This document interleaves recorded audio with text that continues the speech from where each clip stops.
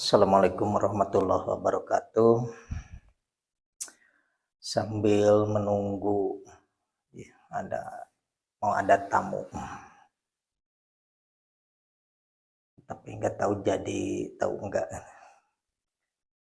Karena yang akan datang ke rumah saya ini, rencana sih dari kemarin katanya mau bawa barang yang berkekuatan ya, yang saya cari juga itu anti cukur. Yang satu katanya rantai babi, yang satu lagi batara karang. Cuma ya nggak terlalu berharap banyak sih ya, karena sudah berkali-kali entah orang yang mau bawa barangnya ke rumah saya selalu saja pasti pada rontok gitu ya. Jadi gak pernah ada barang yang lolos gitu, begitu dites atau datang ke rumah itu kekuatannya seperti yang dia ceritakan gitu. Kalau sebelum datang kan dari ceritanya barangnya berkekuatan ya lumayan aheng lah istilahnya.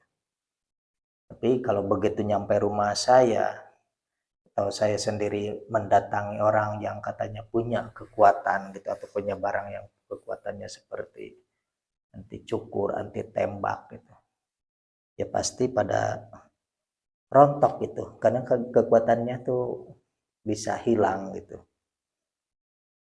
Ya karena saya juga nggak meyakini apa benar gitu sebelum dibawa, rencana mau dibawa ke tempat saya tuh sudah dites gitu. Karena saya sendiri juga nggak melihat gitu waktu pengetesannya. Tidak ada bukti pengetesannya bahwa barang yang diceritakan atau diceritain punya kekuatan itu sudah dites dan ada kekuatannya. Walaupun ya ada yang mengirimkan videonya gitu, video pengetesan bahwa di tempat sepuhnya yang punya barang tuh ya lumayan lah ada kekuatannya gitu. Tapi begitu dibawa ke tempat saya gitu, ya udah pasti kekuatannya tuh pada rontok gitu. Nah yang sekarang juga rencana sih dari kemarin sebenarnya, rencananya baru dari kemarin mau datang ke rumah bawa barang gitu. Ada yang punya barang, ya siapa siapa tahu benar-benar gitu. Katanya sekarang ini datangnya. Saya sendiri tidak mendeteksi atau menanyakan itu yang punya siapa, dari mana gitu. Saya mencoba untuk tidak kan bertanya gitu tentang siapa pemilik barang atau orang mana gitu. Karena biasanya begitu orang lain itu yang punya barang disebutin alamatnya, sukma saya itu langsung meluncur ke titik lokasi itu. Jadi akhirnya takutnya kena blok, akhirnya seolah-olah gaibnya si barang itu kan tahu kalau saya meluncur ke sana secara batin gitu. Nah yang sekarang itu saya coba tidak gitu, untuk menerobos dulu gitu. Ya siapa tahu benar gitu barang adanya gitu, kekuatannya benar gitu, bisa dipraktekin atau diambil cirinya benar-benar ada kekuatan. Karena memang di diri saya sendiri juga alhamdulillah gitu ya, diberi amanah kekuatan dari Allah Subhanahu wa taala itu. Jadi ibaratnya kalau kita itu Google Maps ya, jadi bisa melihat peta gitu. Tapi begitu kita mengklik salah satu jalan atau daerah gitu, otomatis begitu tahu kita tuh udah langsung nunjukin jalan gitu seperti di Google Map itu. Nah seperti halnya kerja sukma batin saya juga seperti itu. Kalau diceritain satu tempat, satu daerah, sudah pasti ini sukma langsung meluncur gitu ke titik yang diceritain gitu. Ya mungkin tergantung apa maksud tujuan mereka menceritakan gitu. Ya seperti sekarang ini ibaratnya ada orang yang punya barang katanya, terus nyebutin nama dan alamatnya, itu sukma saya itu langsung meluncur dan bisa seolah-olah seperti menerawang gitu, bahwa di situ ya iya dan tidaknya itu udah kebaca gitu. Karena seolah-olah kita itu membaca peta, menelusuri langsung ke lokasi. Pada itu baru ibaratnya sekarang ngobrol udah langsung kebaca bahwa iya dan tidaknya. Karena kebanyakan sekarang ini yang aku ngaku sesepuh gitu ya, kebanyakan mah modus gitu. Modus penipuan, akhirnya di ujung-ujungnya minta uang untuk merental barang gitu. Padahal ada kekuatan di badan, bukan di barangnya gitu. Karena dia juga istilahnya mempelajari ilmu hikmah gitu. Mempelajari ilmu hikmah, ilmu kebal gitu. Dengan doa-doa. Tapi seolah pegang satu barang, akhirnya dianggapnya barang itu yang punya kekuatan. Padahal dia sendiri punya mantra-mantranya. Tapi kalau saya mau gitu, orang yang punya ilmu kebal juga, waktu saya uji pasti jebol juga gitu. Karena kenapa? Di mantra-mantra itu ada hodamnya. Di kalimah-kalimah atau ajian-ajian itu ada hodamnya. Begitu saya uji pasti hodamnya tuh pasti ya istilahnya pergi dulu lah gitu. Kalau dia salah gunain ilmu itu mungkin saya bisa hodamnya saya pecat langsung gitu. Biar tidak disalahgunakan. Karena kebanyakan orang-orang menyalahgunakan ilmu untuk kekuatan ya seperti premanisme jadinya. Untuk menakut-nakuti orang gitu. Tapi kalau ke tahap itu mungkin saya sendiri tidak bisa tanpa sebab gitu untuk merontokkan ilmu seseorang itu. Jadi harus ada dalih dulu untuk apa gitu.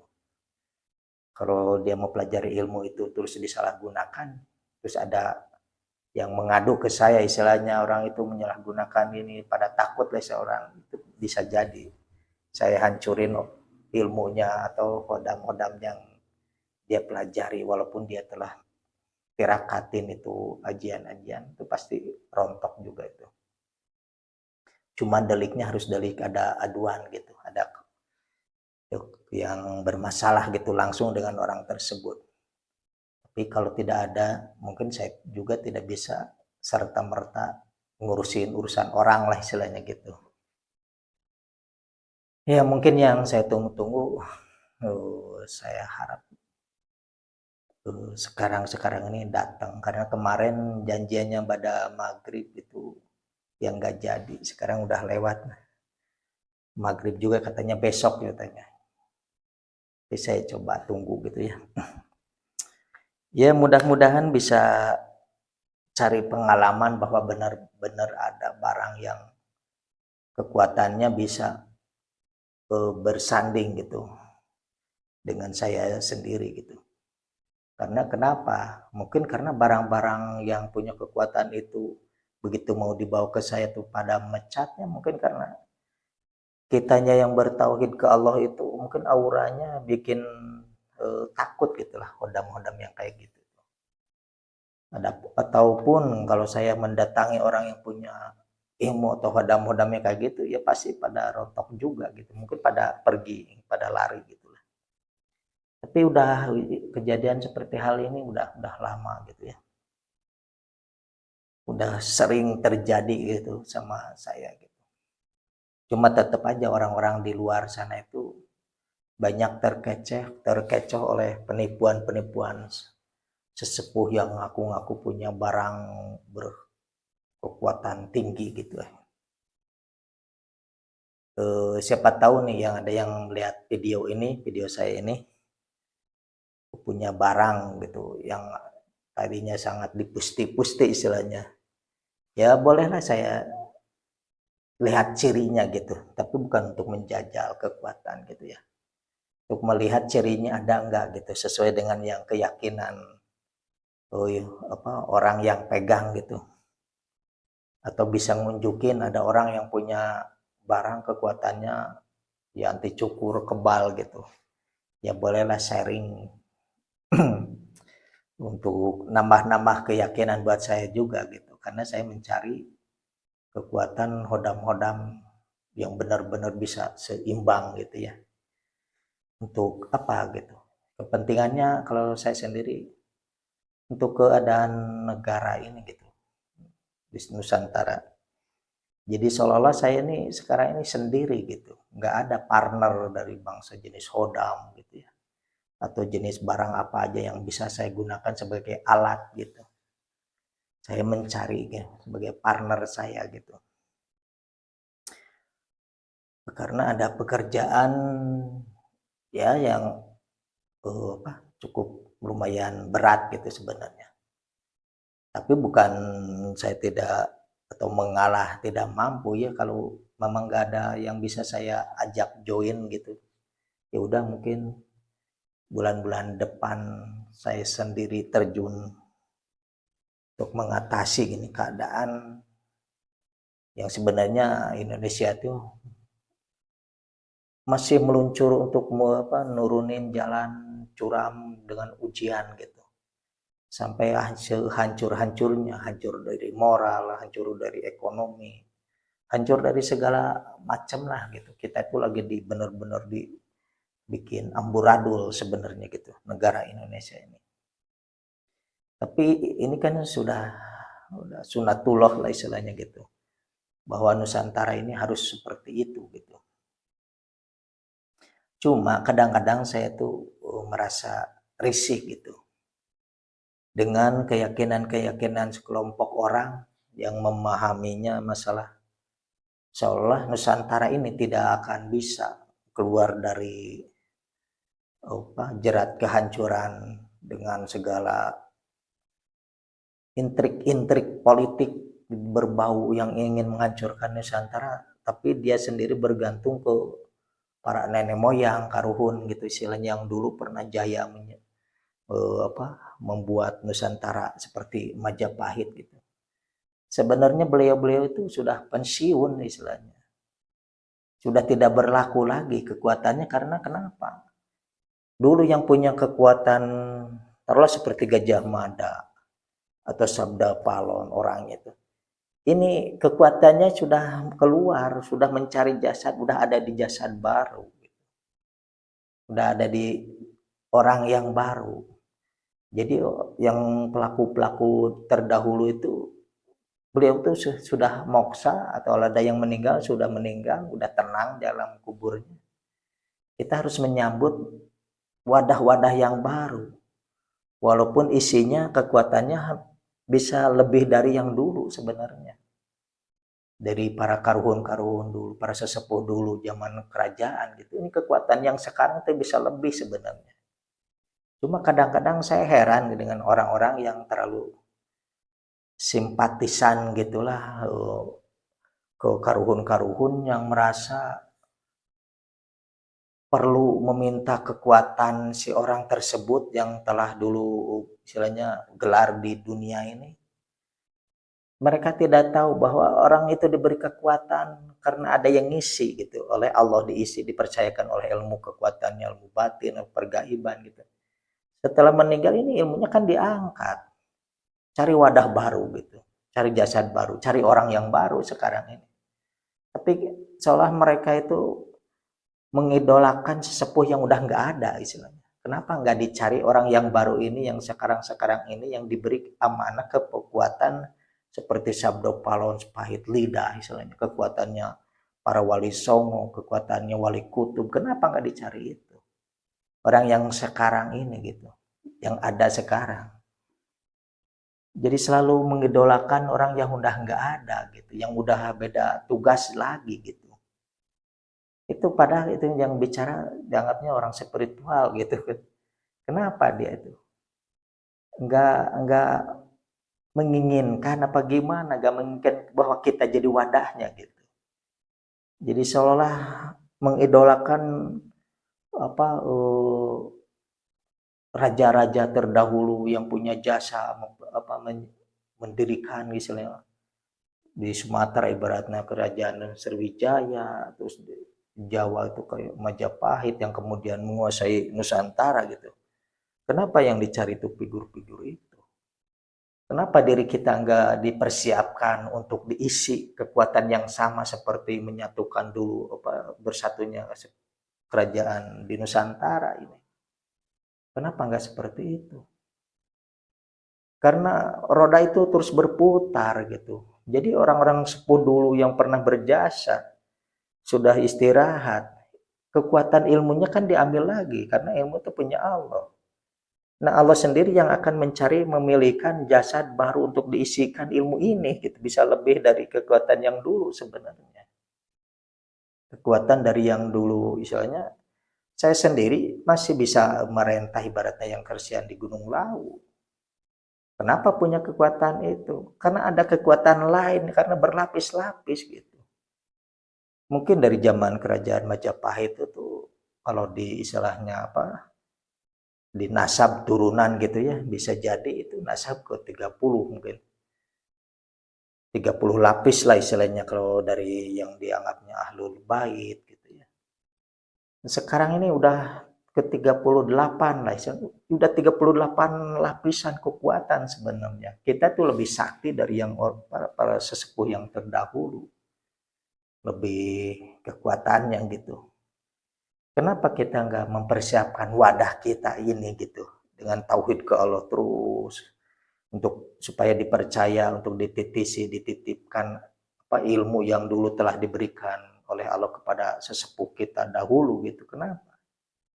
Jadi seolah kita itu mengharapkan karuhun yang dulu itu menjelma lagi, wujud lagi. Apa gimana? Kenapa nggak ada keinginan bahwa kita juga bisa gitu menjadi wadahnya kekuatan ilmu-ilmu itu yang dulu pernah diberikan ke para resi, para eyang, gitu, para wali. Kenapa gitu? Itu yang saya herankan gitu. Seperti sekarang banyaklah orang-orang paranormal itu atau ahli supranatural juga, ahli hikmah juga ya. Yang pemikirannya hampir sama. Jadi seolah paranormal itu kalau nggak mendewakan ibu ratu istilahnya gaib Prabu yang Paduka atau siapa lah gitu, seolah kita itu nggak afdol gitu. Padahal saya sendiri ibaratnya ke Roro Kidul masih bisa merintah istilahnya. Kita ini bisa gitu lebih dari mereka gitu. Dengan catatan kita harus tauhidnya yang benar gitu. Karena kenapa? Mereka juga dulu itu dititisi dari apa dipercaya oleh Allah untuk menerima ilmu gitu. Diberi ilmu oleh Allah akhirnya punya kekuatan. Nah, kalau ini kan ada masanya. Kalau udah pensiun ini diambil lagi. Diambil lagi akan diberikan ke wadah yang baru. Ya saya mengharapkan kita itu jadi wadah-wadah lah yang bersihkan lah. Bersihkan diri dari ego, dari hawa apa syahwat, nafsu. Kita kembalikan ke Allah dulu, bersihkan jiwa pikiran ke Allah.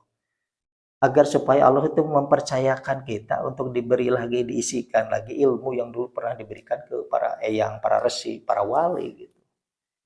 Walaupun kita jangan menganggap apa ngaku-ngaku gitu, seorang wali jangan gitu. Tapi kekuatannya itu bisa sama ada di kita gitu. Jadi kita ini tinggal membersihkan, mengosokkan wadah saja, mempersiapkan wadah. Karena kenapa kita sampai seolah-olah nggak bisa muncul? Karena wadah-wadahnya kita yang masih kotor, mengharap, mengidolakan makhluk gitu. Kenapa nggak mengidolakan Allah yang mempunyai segalanya gitu? Untuk di jiwa kita, pikiran kita, jasad kita dipersiapkan untuk menerima gitu ilmu-ilmu yang dari Allah dulu yang pernah diberikan ke orang lain gitu, ke sesepuh yang terdahulu gitu. Tapi harus diingat kalau kita udah dipercaya gitu oleh Allah, itu kekuatan yang diberikan kadarnya ibaratnya ke para karuhun, para eyang, para resi terdahulu. Kalau suatu saat diberikan ke kita, itu bisa double kekuatannya lebih dari eyang itu sebenarnya. Karena kenapa? Karena eyang ini kan ilmu ini udah nitis lagi, nitis lagi, nitis lagi. Ini yang ketitisan itu udah memberikan warna, udah menambah kekuatannya, powernya itu. Begitu masuk ke jasad kita, ini udah berlapis lagi, udah berapa tingkat naiknya dari eyang yang kita banggakan, diidolakan gitu zaman kerajaan istilahnya. Begitu masuk ke kita ini udah double ke kitanya. Karena proses setiap zaman itu terus-terusan selalu ada khalifah gitu. Khalifah yang dipercaya gitu untuk menjaga alam, menjaga bumi, menjaga gunung. Ini tiap daerah itu ada penguasanya. Jadi begitu, ini penguasa yang dulu gitu. Kalau sudah dipensiunkan, pasti ada gantinya. Nah, si gantinya ini punya kekuatan lagi, karena yang dari sini dipindahin. Nah, ini cari wadah lagi yang baru, dipindahin lagi.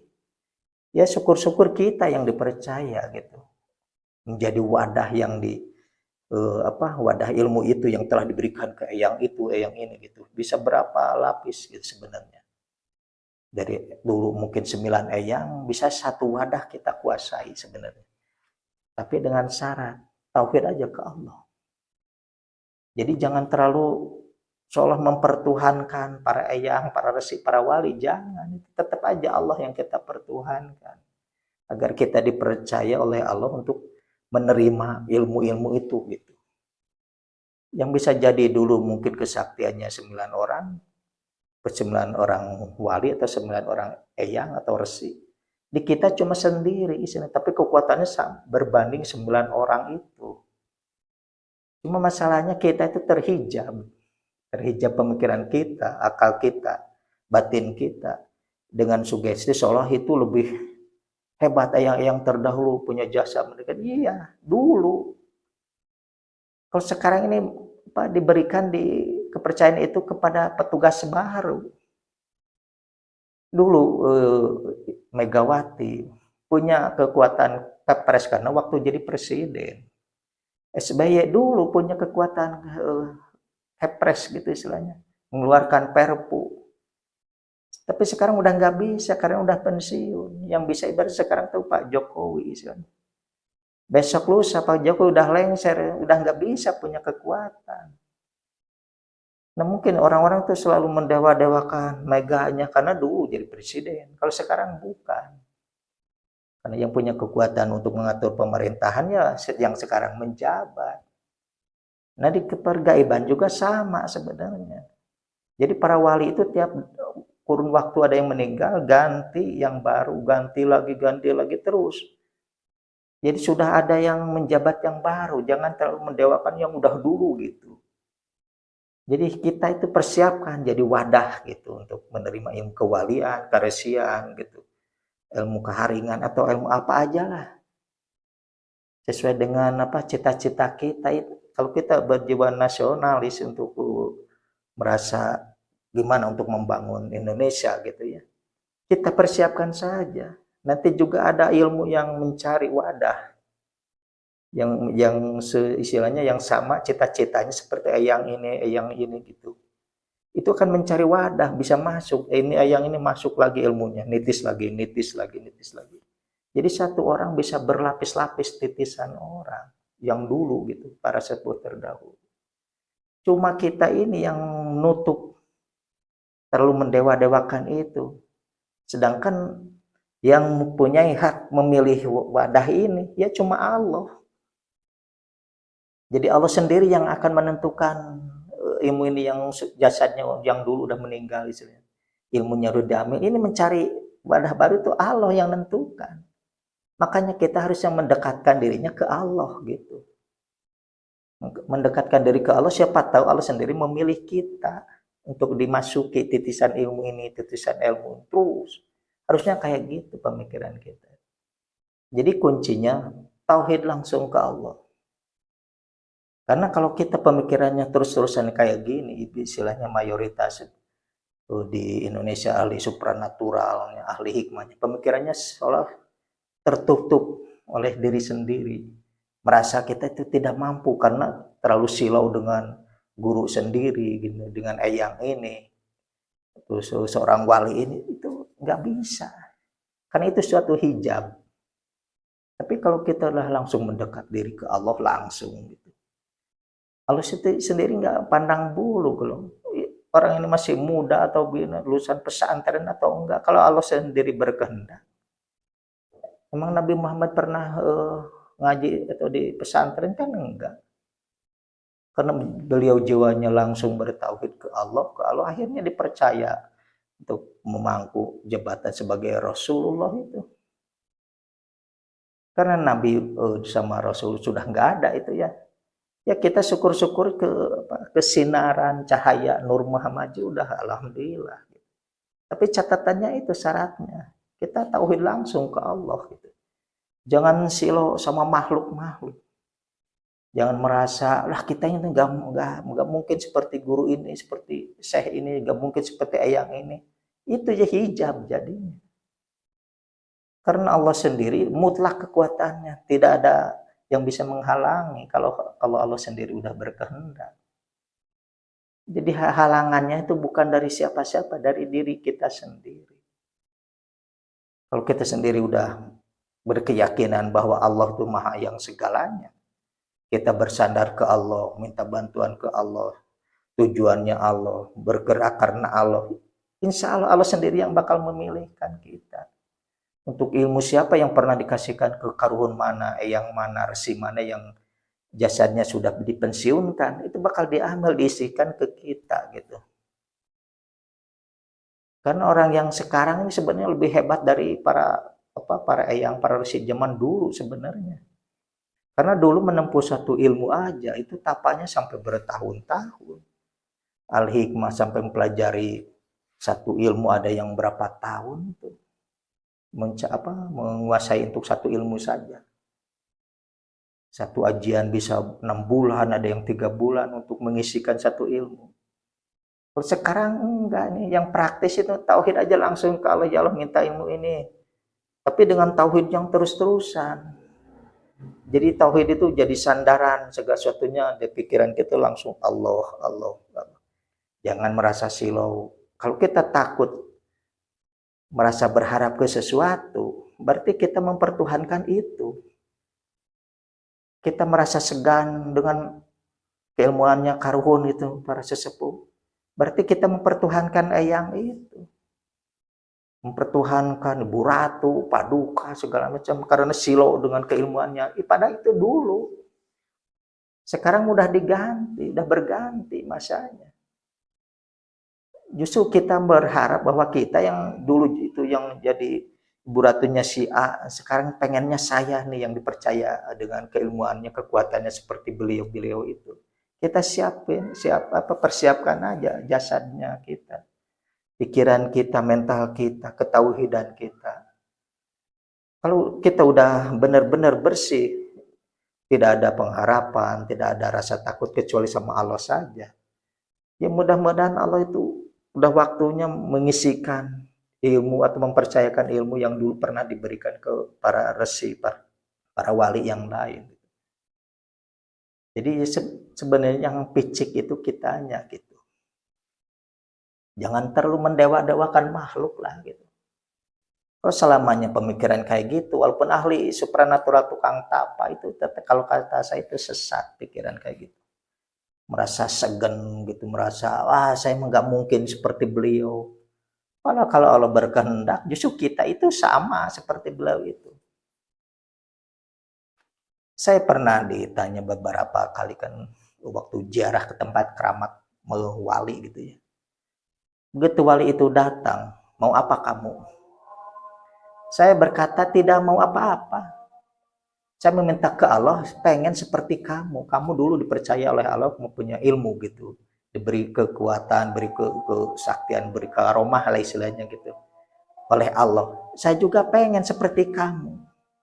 Jadi saya tidak meminta ke wali itu, enggak. Karena saya memintanya ke Allah langsung. Untuk dijadikan seorang yang misalnya, ya syukur yang didekatkan gitu. Siapa yang gak bangga kalau kita diakui oleh Allah menjadi orang yang terdekat sebagai kekasihnya. Langsung segala sesuatunya ke Allah, ke Allah, ke Allah. Udah. Tinggal tunggu waktunya. Kalau Allah sendiri sudah memberi isyarat bahwa kita salah satu seorang yang akan jadi orang terpilih, ya siap-siap saja. Ilmu yang akan diberikan itu berat, karena tugasnya juga berat, lebih berat daripada para sepuh yang dulu. Mungkin dicukupkan sekian dulu dari saya berhubung adzan isya. sudah berkumandang. Wabillahi taufik wal hidayah. Wassalamualaikum warahmatullahi wabarakatuh.